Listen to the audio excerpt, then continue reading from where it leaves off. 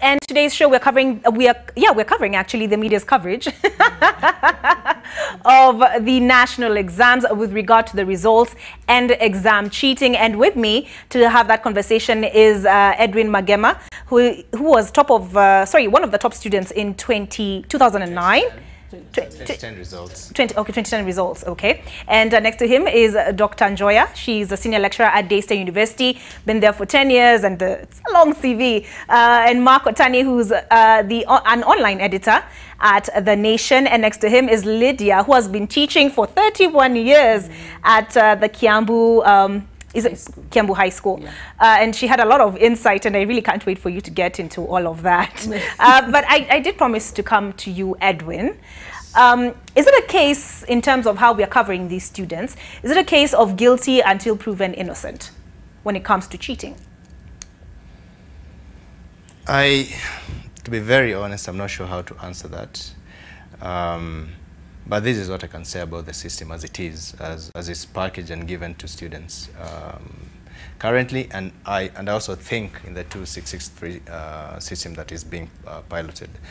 The problem with both of these systems is that you have hundreds of thousands of students who, and I'm going to speak on in the case of secondary schools, who in the course of 4 years, are piled with a lot of pressure to perform exemplarily in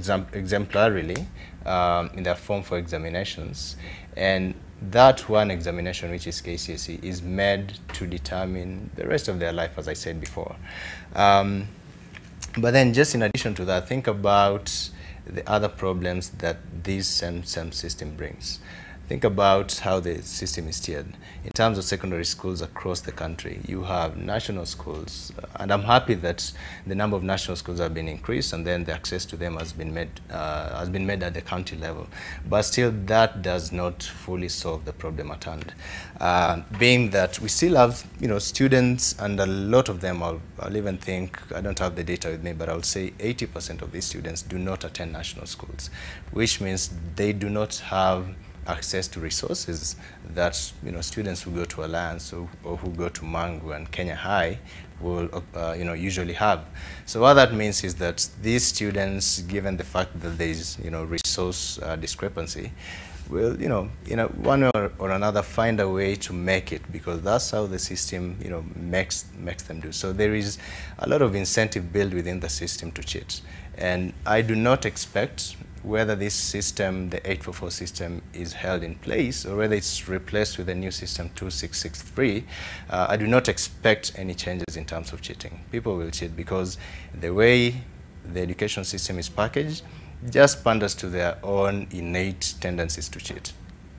Okay. Do you agree? I was about to come to you. Do you agree that people, they'll cheat? There's something that is called in education research high-stakes exams or high-stakes testing, meaning that the more you raise the stakes for examinations, the more cheating there is. And so that's why I'm not even confident about the claims of victory on the part of the government, because research shows, and this is research from the developed and developing countries, that says that cheating rises when economic opportunities are fewer and when the stakes are higher. And even in some places, they were saying that, in fact, there's research already. And I wish these government people would just search the research that has been done by our universities. There's a research done by a master's student which says that all the students who were interviewed, 69% said they would cheat if it meant guaranteeing them a place in the universities. So they are not cheating because they are bad or because they have no morals. It's because the stakes are high. How do you get into university? How many places are there? What is the likelihood that you will go to university if you're not in a national school? And the students look at all this inequality, and like I said on Twitter, even the national schools have cheated, but they don't get reported in the local press. They get reported in the international press. Are you able to back that assertion? Yes, it's in Huffington Post. I've put the link online. So the students in the lower school, in the so-called county or whatever schools, they can see that the guys in the national schools are getting away with certain privileges. Even if they're not cheating, they have better resources, better teachers, and better opportunities. Sometimes I go for national events and I find people in uniform and they are all from national schools. That's not really fair. So the kids in these other schools, they know that the system is rigged against them. So they rig themselves into the system. I think we should not have national schools. All schools should be equal in terms of resources. We must do away with this elitism of Eton school model, where we have some elite schools and the people who come from those elite schools have a straight path to government. That is the British elitist system we inherited, and we need to do away with it because it's causing inequality, and that inequality leads to cheating. Okay. Mark, do you agree with Edwin and Daktari that changing the curriculum is not enough if you're not going to change the system in which the education system is built? We are changing the curriculum, just the model of how it is from 844 to 2663, with the same people who are going to implement it, right? With the same schools, with the same job opportunities that all these students are going to haggle for after. All those who are lucky enough to finish university and then get a job, it's like the opportunities get fewer as you go up. From like primary now, we have 1 million students who have cleared KCP. When you go to secondary, they're going to be fewer. The transition is going low as you go up there. Then all these people are going into the job market. Those who have dropped out in class 8, those who dropped out in Form 4, those who went to college or university, all of them are going for the same jobs. Those jobs are few and fewer. This cheating that we are talking about starts right from primary school, where you want to transition to secondary school. There are certain private schools that want to be seen to be the ones that are producing bright students, so they'll go to extra lengths to make sure majority of the students pass. But do they pass using the right channels? So if you pass through that kind of primary, then you go to secondary school, you have already seen that this is the way out. You go to secondary, you use the same method to get your way to university. Then you use the same mentality to get into the job market. So if you change the structure, yes, you'll change the structure, but it's the same people who are still within here. These exams don't take themselves to students. There are teachers involved, there are parents involved. The same parents are still there. We are going to change the whole structure, but the same parents and the same people who steal exams and go and sell are still there. Okay. So we need to deal with much more than just changing a structure of how we are going to do things. But as media, do we not perpetuate that cycle by constantly celebrating those who came out on top? Because you've had the story of the fish, right? I mean, you can't rank or rate all animals the same. I mean, you ask a fish to climb a tree, he's not going to climb a tree. You know, but if you ask a giraffe to swim, he's not going to swim. I think celebrating top students is not a bad thing per se. But then we need to change the system so that even as we celebrate these ones, we also show that these others also have a chance to make it. You don't need to pass exams to be able to make it in life. There are some top billionaires, even worldwide, who have made it without even finishing high school. Some didn't even graduate, but still made it. We need to create a structure of education where even if you don't pass this exam, you still have a chance. In America, I think there's a kind of such if you're good in sports, you're offered scholarship, a sports scholarship. Yes. You still go to university, even if you perform average in education, but you're good at sports. This is still a way of making a living. We have made it in such a way that your whole life only relies on education. If you're good in sports, it's like sports we do it as a pastime in school, then that's it. Okay. If you're good in football, some very good footballers, basketballers, and all those are lost in between here because we're focusing so much that even if you're playing football, you must get an A for you to make it in life. Okay. Yes. Lydia, I want you to come in at that point. Are we telling enough stories about the people who necessarily were not top performers, but later made it out okay, made it out of the system okay? It's like you're meeting, like when you walk in town and you come across a student, would you treat an A student and a D student differently? No, I will not treat them differently. They are the same. You know, the problem we have, maybe I don't know whether it is in that country or let's say I'm talking about Kenya, is the fact that we are emphasizing so much on grade A. So everybody, and not everybody is endowed to get that. So we forget the others who are talented in other in other ways that will still make it in life without that A. And I wish parents, teachers, and everybody else would take that stand of emphasizing it is not just an A, because where we are cheating, and the cheating does not come from students. Actually, students are the last as far as teaching is concerned. It starts with the parents, with the teachers, with the principals, with the schools, because of ranking. And whether you report it or not, we shall still get the results. We shall still know. In a certain village, if this school performed better than the other one, children will be moved from this school to the other one because it's performing better. You see, our emphasis is on who is getting a better grade and who is performing better as far as a school is concerned. But we should emphasize on this child is capable of doing A, B, C, D, not just getting an A in an exam or getting 400 marks in an exam. Because, and again, even those ones that we celebrate that they have gotten very good marks at, especially class 8. What happens when they go to secondary school? Because we celebrated them and we made them heroes. They go to a school and they find, okay, this is not what I wanted. This is not my dream school. And there they are. With adolescent crisis, the child who had 450 and we celebrated them, now they have a D at the end of it. Okay. Yeah. All right. Edwin. Yes. How did it feel for you? You woke up, opened up the Daily Nation, there you are, your picture up on shoulders. How did that feel for you?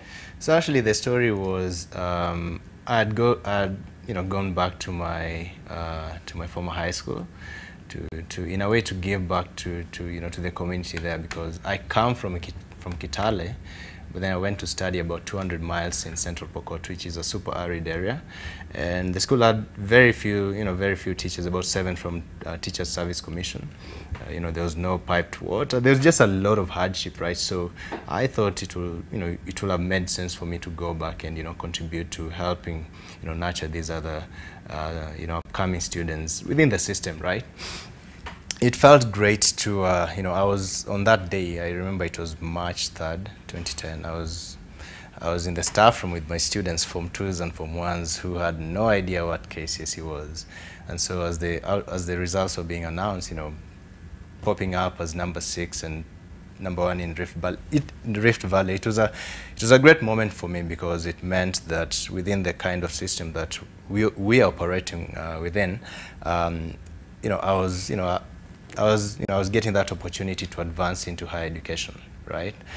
But still, think about how many other kids that same year were being locked out.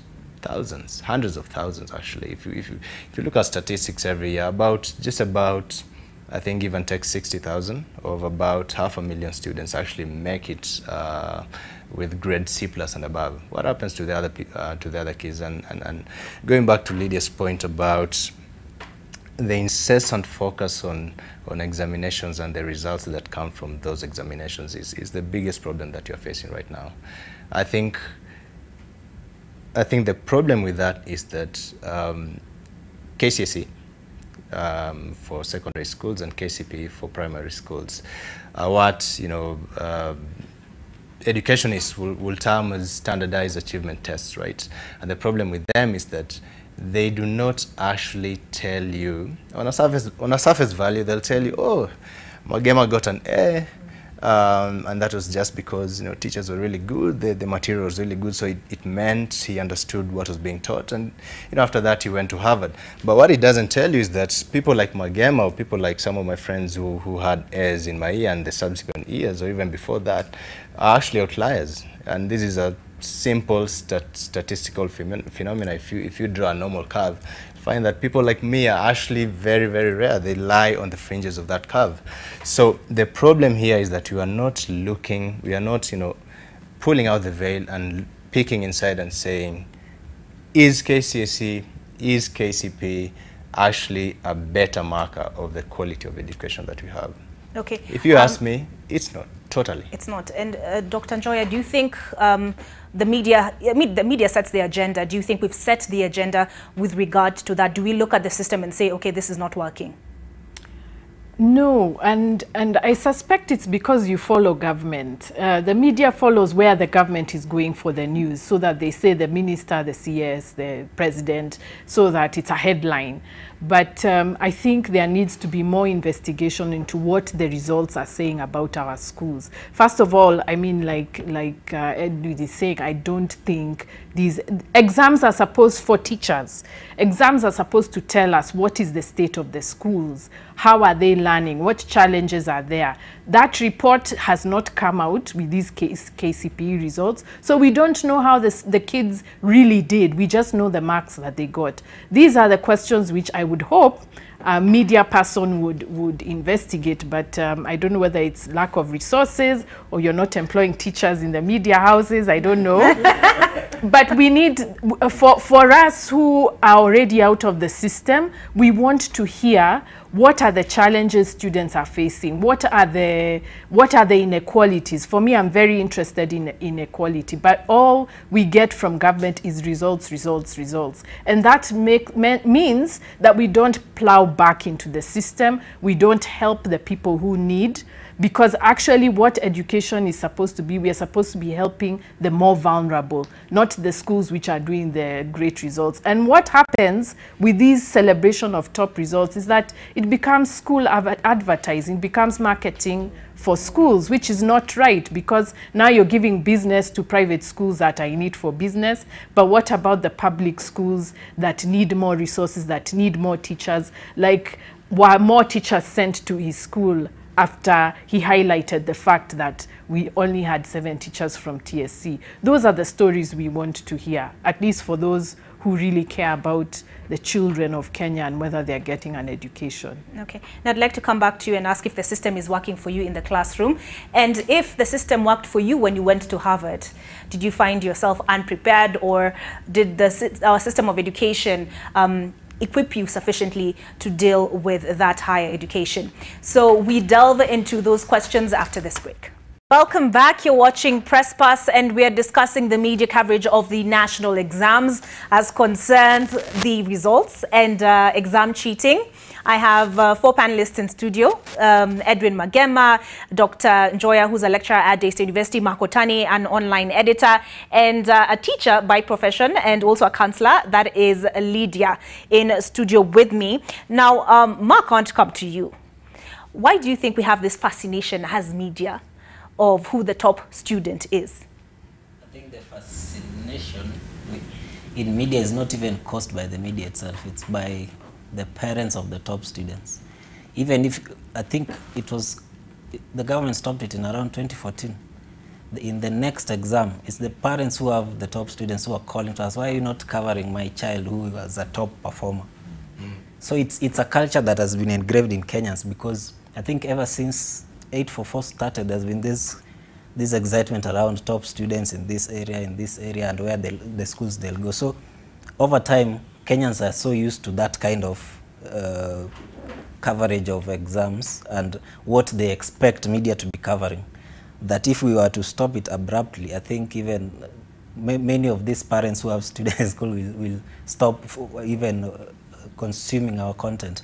But I think over time, if we improve our system of education, over time, parents and Kenyans will move away from this fascination with who is the top in this area and the focus will be more on all schools have quality equipment. There's no school that is under a tree while others are in like 3-floor buildings.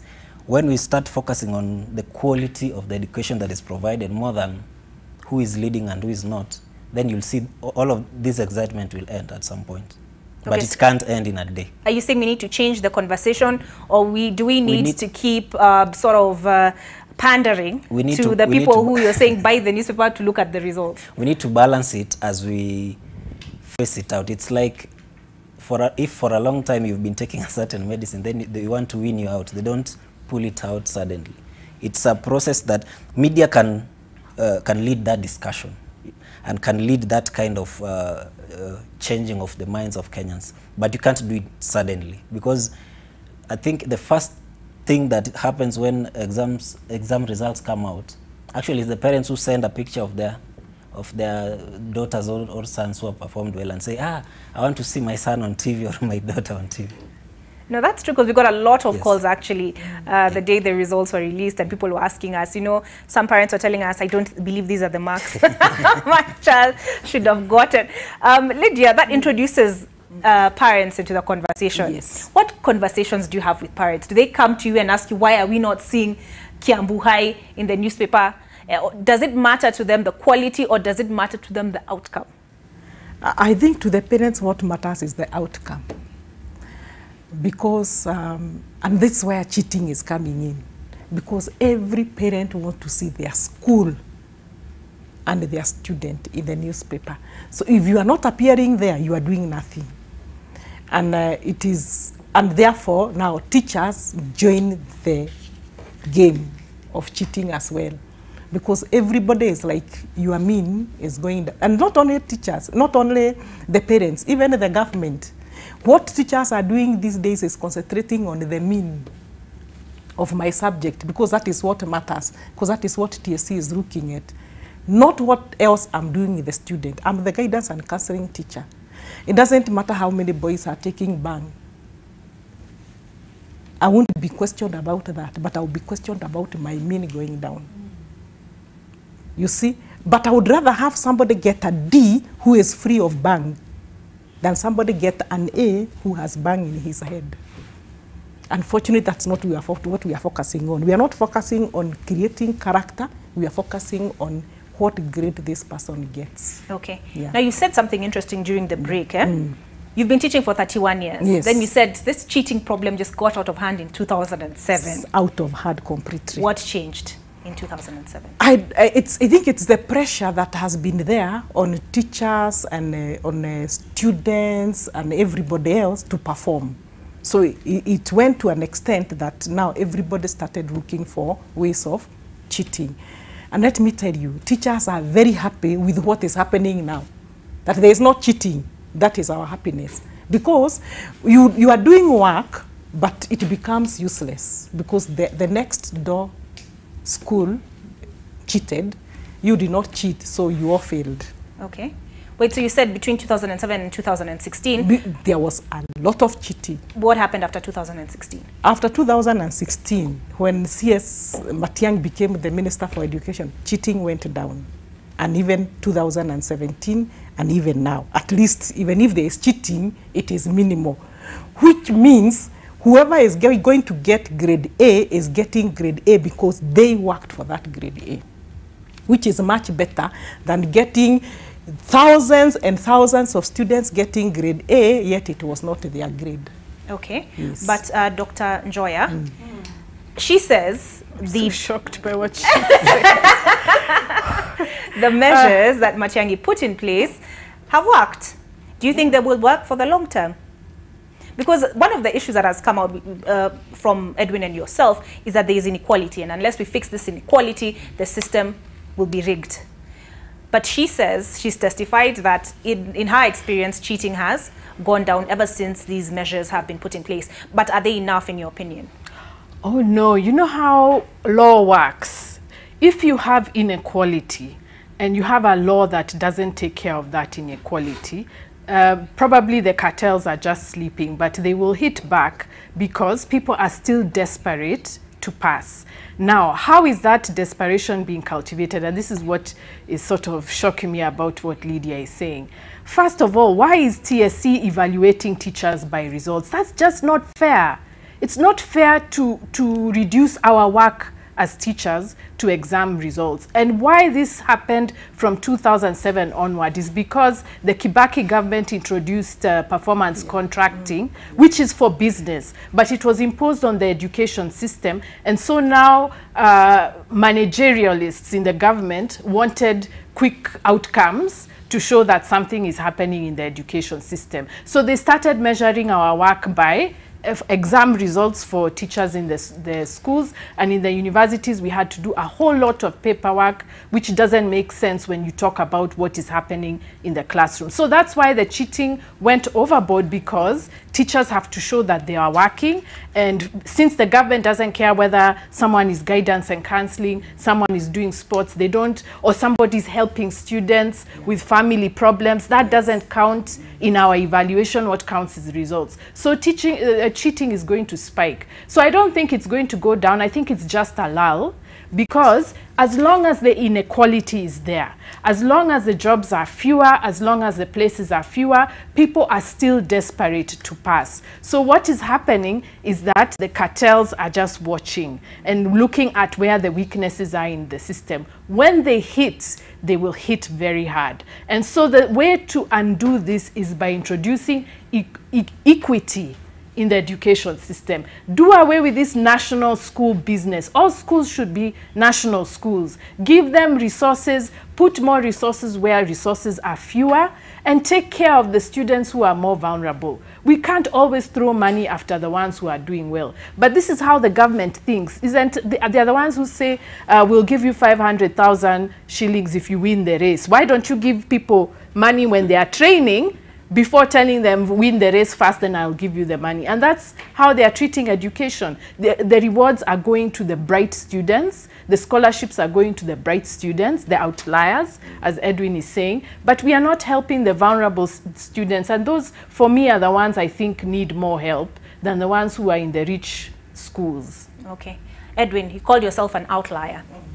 I think so. But the school you went to, you told us, only had 7 teachers? It had 7 teachers from Teacher TSC. Service Commission. Okay. No water. Super dry place, so we had to trek several kilometers, about 5, to go and fetch water.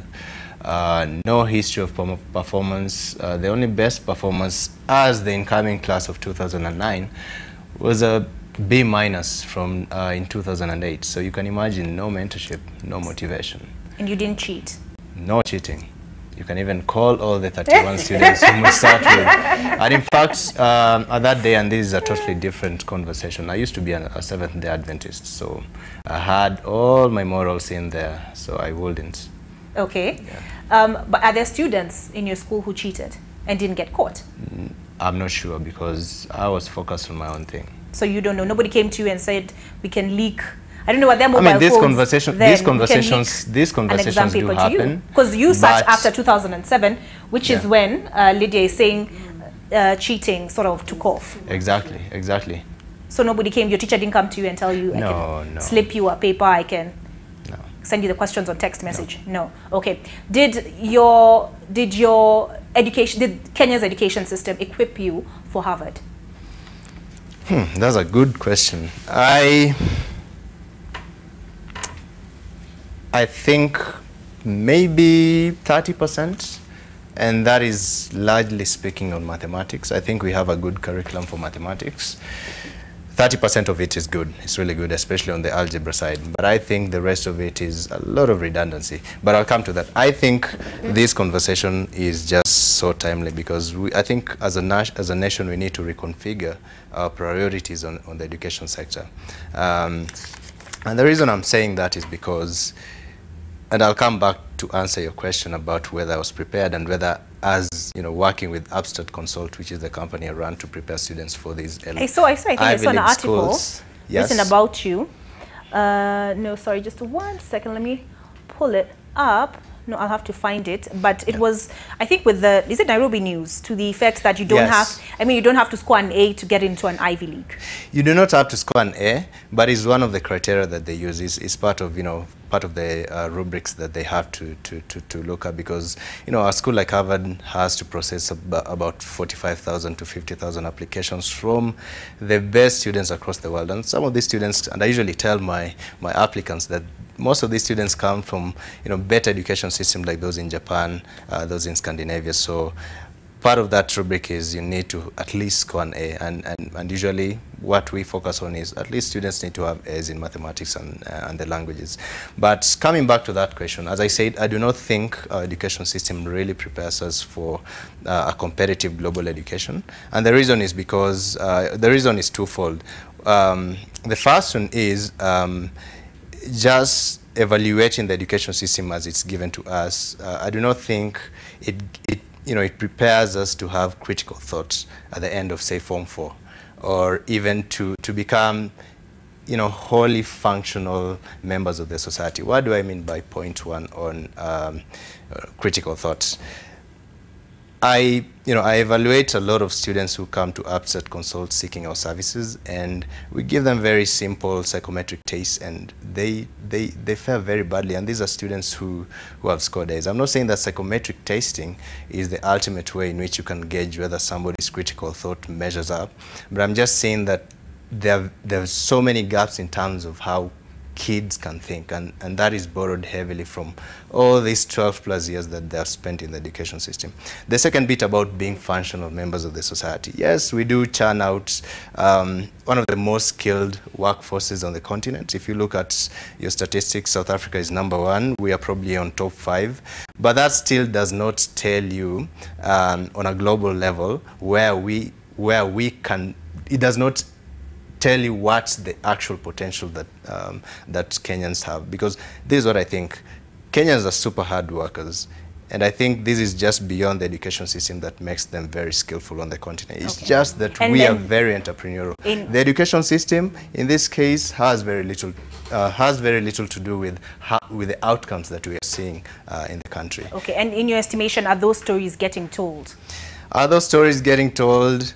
They're not getting told adequately. Okay. Have you ever, I don't know, do you know any reporters or journalists or anybody who works in media and come to them and tell them, okay, this is a story I think you guys should cover, and then they told you no? Let me actually answer that question and just register my deep disappointment, because I have called several media stations in Kenya and told them, listen, we are running a very, very, very nice program in which we are not just focused on placing kids in Ivy League schools. Given the fact that the world is ever increasingly competitive, we have to put those kids there so that we try to nurture who the next leaders of our generation will be. But just away from that, the media buy-in on these issues of how do we enhance the educational quality within our country, it's just almost nil. Okay. And I have messaged, I've called, I won't mention the names, but there was very, very poor response. I think media reporting is still government-centric. So they are following the big shots. What are the big shots saying? And that makes news. And I think that is what is encouraging people like Matiang'i to become stricter and stricter, and people like Magoha to say, ban all the schools, I don't care, I'm gonna force you to take the exam under a tree. I mean, the language is becoming more and more militaristic, because the more you focus on the government people, the more they need to be super performers, almost like wrestlers. They are literally wrestlers in the field of education. I don't know how the media can be enticed to spice up really interesting stories about what is happening in the education sector.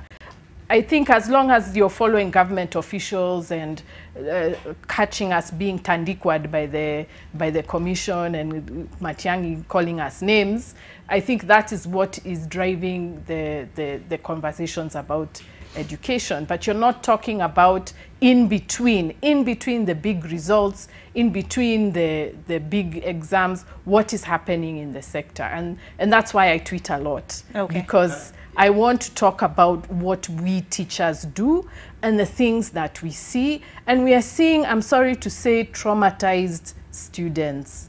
And that is really concerning to me. Has the system worked for you in the classroom? And you're saying the system has concerned you. I'll come back right to you, Edwin. Has it worked for you in the classroom? Is it working for you? From the students I am seeing, yes. No, it's not. There's a lot of violence in the system. Even if it's not physical, it's abuse. And if people check, we have a hashtag tyranny of 3PC.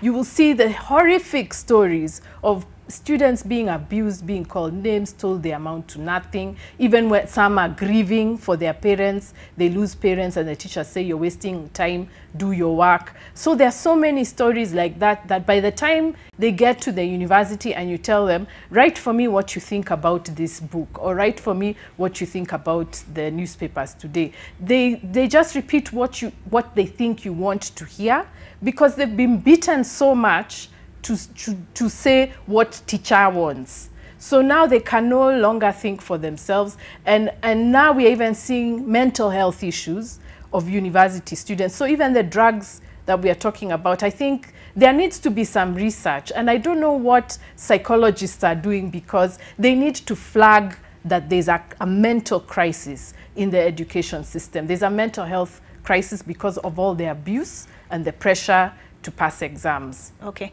Mark, I want you to respond to Daktari before Edwin comes. He had a comment. Why are we not chasing down these stories? The same thing that Edwin is saying. He says he has approached media houses time and again, and they don't seem interested in these stories. Why is that? I can only confirm that he has not approached me. And I think Nairobi News has done a story on him. So I think we are at least somewhere there. But I think probably this is a challenge to the media. In defense of the media, I can only say, you know, media is the only place where you find, where everyone else expects the journalist to be an expert in everything. Yet we are not. And we are supposed to know everything, yet we don't.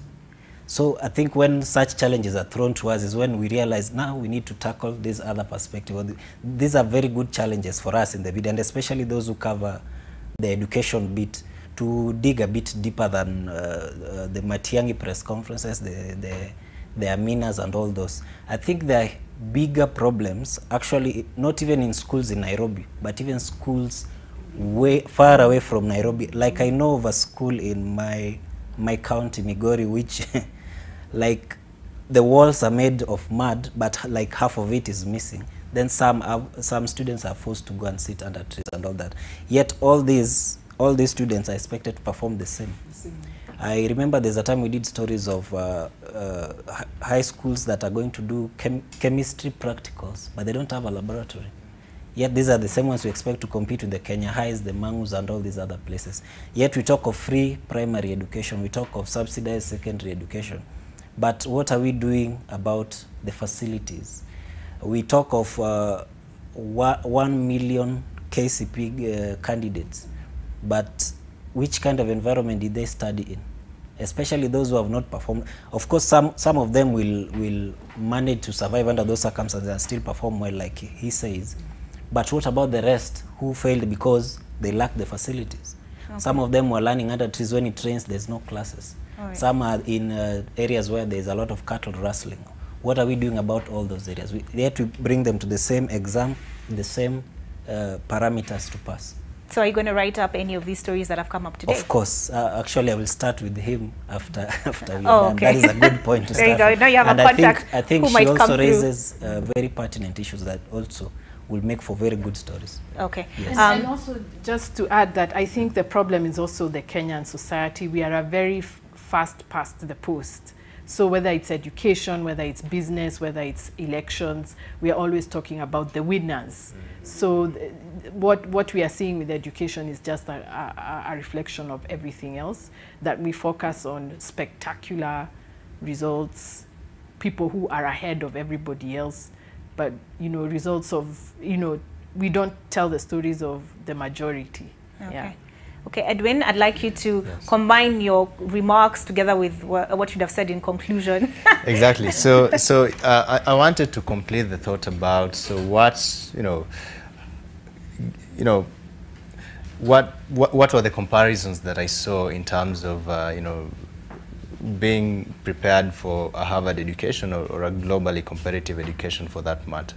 So as I said, I do not think 844 or 2663 as it's given is going to adequately prepare students for what lies out there. But have you had a look at the curriculum itself? I have read the curriculum actually. And I'll tell you, and that's actually some of the things that I'm going to go into. So one of the things that I'm finding deeply lacking in the existing curriculum and in the one that is to come, which, as Mark said, is just a reformulation of, just, prorate, say it's 2 6 3 instead of 8 4 4. There's nothing. It's just like I have a card and I shift the pieces. The content does not change. The pedagogy does not change. And those two things are super important. The pedagogy, how... What is that? Exactly, that's what I'm coming to. So how the content is being delivered in classroom is deeply flawed, as it is. If you go to any, average classroom, high school classroom or primary classroom in Kenya, what you'll see is a teacher who is, and I have respect for teachers, police people. I think those are people who need to actually be the highest paid, people who actually need to be the highest trained and need to have the highest qualification in the country. That's my thinking. But coming back to the point, if you go to an average classroom, you'll find that teachers teach exactly what is written in the curriculum, the textbooks. They do not emphasize any motivational aspects of that content. What do I mean? I've done a couple of research on what some of the best ways work in terms of pedagogy, and I've come to the conclusion that there is one of the best ways, and I do this as I coach students who want to study in the best schools in the world, is that there needs to be something called associative learning. And cognitive developmental psychology experts have done this research over and over again, and they have come to the conclusion that if a kid is learning something, whether it's new or it's not super new, and they cannot relate it to something they already know, it becomes super difficult to learn. Okay. And not only to learn, but also to appreciate. The second bit here is about redundancy and what I'll say superfluity. So superfluity being the case that there's just a lot of things which are not useful across disciplines. Look at mathematics. Why do you teach kids in Form 3 about taxation when that is in the purview of business studies? Okay. That is redundancy in itself. Let me actually finish, because this is super important, because this is a national conversation. Another thing that I find deeply flawed is that even within the curriculum, we do not teach foundational principles to allow kids to appreciate the material and to learn from there. Look at math. We do not teach kids set theory. The first time I came across set theory was in college. Yet other people from across the world, other competitive people I was competing with in the same class, had learned these things over and over the years. So what that means is you come to, you go to even Alliance, and this is a general challenge that I'm posing out there to all teachers and students. You go to a school, very good school like Alliance, and you ask a student, so do you understand why 1 plus 0 is equals to 1? They don't know, even the teachers. They do not understand, because they do not have the foundational principles that allows them to help the kids really appreciate the material. All right. That's some of the problems you're facing. All right. Let me give Lydia the opportunity to have the last word. Unfortunately, time has just rushed right by. Yeah. Lydia, Edwin raised the point of the curriculum. Yeah. How familiar are you with this new curriculum? Have you interacted with a lot of material on it, either in the media or through training? Not through training, just on my own, just trying to know more about it, but not training, because it's not yet in secondary school. It has been introduced in primary school, secondary school not yet. We are still waiting. And has the media sort of helped your understanding of the new curriculum? Very little. Very little. There is very little about it in the media. Okay. Yeah. So in 30, I'm being told 30 seconds each. I'm so sorry. I have teachers here that are like, but in 30 seconds each, which stories with regard to the national exams would you like to see more of? And I'll start with you, Lydia, going like that. Now that the parents would demand that their students are on TV and the like, you still have to show who did what. Although, if I was asked, I would say we stop ranking altogether and stop bringing who did what on TV and forget about it, although we shall still see it on social media. Okay, all right, yeah. Mark? I think, we, just like I said before, we just need to focus a bit more on these other issues around exams, around our education system, around why teachers are not feeling motivated in class, why our kind of education focuses so much on on passing exams, yet we are not fitting into the global world that we are, because now it's like we are focusing on how to make Kenyans pass exam in Kenya and get jobs in Kenya. Yet nowadays jobs are global. We are in a digital environment. How digital is even our learning in the first place? Yes. And how apt for the online editor to say that. Dr. I would like to see the media investigate the increased regulation that teachers are under, because the government is handcuffing us. We are feeling more and more paperwork to prove I don't know what. And then you can also, the media can also talk about the other things that we do in the classroom beside content delivery. We hug students, we visit their parents, we listen to their sad stories. I mean, there are other things that we do for students other than teaching. And I think more of that needs to be talked about. All right, Edwin? Yeah.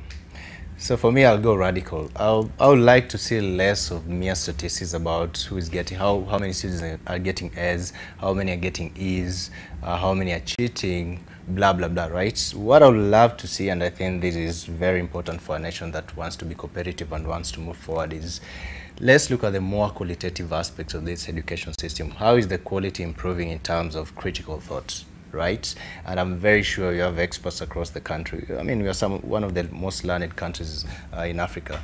Let them delve deep and tell us how is critical thought being shaped, and what are the qualitative elements in that? How is pedagogy improving over 10-year periods, 5-year periods?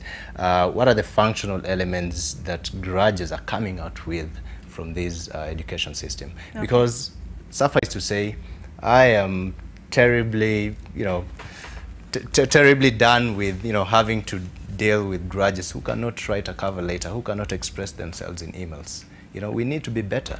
All right, now I'm going to go, after this show, I'm going to go Google pedagogy and of teaching and set theory. Yes, yeah. I can teach you mathematics if you want. Well, that brings our discussion to an end, unfortunately. Very interesting. Your responses are enormous. Unfortunately, I'll be unable to go through all of them. But as promised at the start of Press Pass, we feature Daily Nation reporter Maureen Kaka on this week's backstory. I never anticipated to be like a court reporter. No, I didn't. I walked into the newsroom and I was given a health-related story to cover some press conference at Chester House. So it was easy for me. Covering that health story wasn't a difficult thing. In fact, I remember that story was on page 2 and it's day 1 in the newsroom.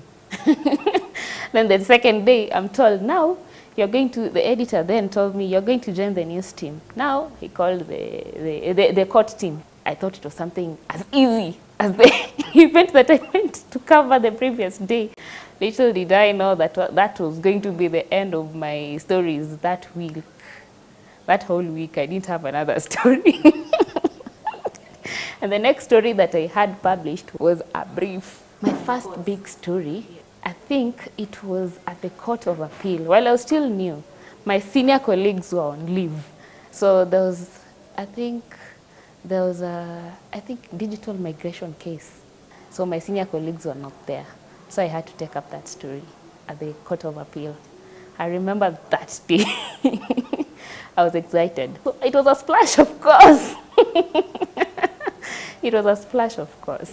Even in your terms of coverage, you're not supposed to favor one side, because it's a court proceeding. You're supposed to involve arguments for both sides. In as much as sometimes you also check out things like drama, how the accused person is behaving, so that you can have a descriptive piece. You're supposed to make sure that you don't exaggerate things, because it's not allowed. You'll end up at the dock. Sometimes, because you cover court cases and maybe a judiciary staff comes to be charged, and that person is your friend, or probably you know each other. Sometimes when you cover that, they'll feel bad. Someone has like a grudge against you. Justice Odinga used to do judiciary review, and that usually involved interpretation of the law, and his cases usually had lots of legal jargon. So there's a time I remember when most of the time when he used to finish reading the judgments, and all of us, not me alone, including my colleagues, we were seated there and we were like, now what does that mean? You know, when judges decide to give an order this way and then they give another statement and it's all confusing and you're like, so what do we say? Yeah. So we used to, most of the time, ask him in court before he leaves. We tell him, we raise up our hands, we say, Judge, excuse me, we are members of the press. We need to speak to you. Please tell us in a layman's language, what do you mean by your judgment? How do we report it? What do you mean exactly? And luckily, he's one of those judges who would not mind giving you an explanation. I wouldn't have imagined myself, as in 4 years later, I'll still be covering courts. In fact, I remember my editor then was like, ikikushinda sana, we'll try to give you another bit. That other bit never came.